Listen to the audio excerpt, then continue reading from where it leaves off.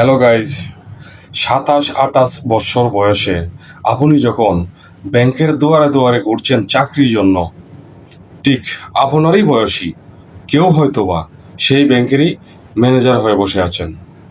আপনার কেরিয়ার যখন শুরুই হয়নি, তখন কেউ কেউ নিজের টাকায় কেনা গাড়ি হাঁকিয়ে আপনার সামনে দিয়েই চলে যাচ্ছে।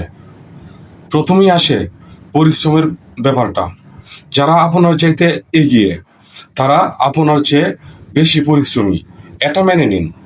ঘুমানোর আনন্দ আর ভোর দেখার আনন্দ একসাথে পাওয়া যায় না। শুধু পরিশ্রম করলেই সব হয় না। তাই যদি হতো, তবে গাধা হতো বনের রাজা।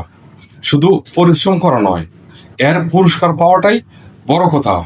আপনি বাড়তি সময় না কাটলে, বাড়তি মাইল এগিয়ে না থাকলে কিভাবে এগিয়ে যাবেন?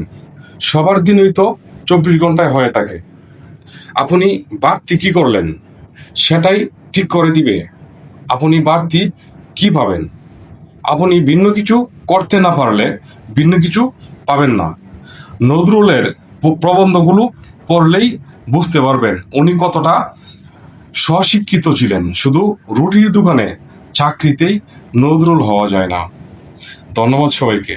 ভিডিওটি যদি ভালো লেগে থাকে অবশ্যই লাইক, কমেন্ট, শেয়ার করবেন। আসসালামু আলাইকুম।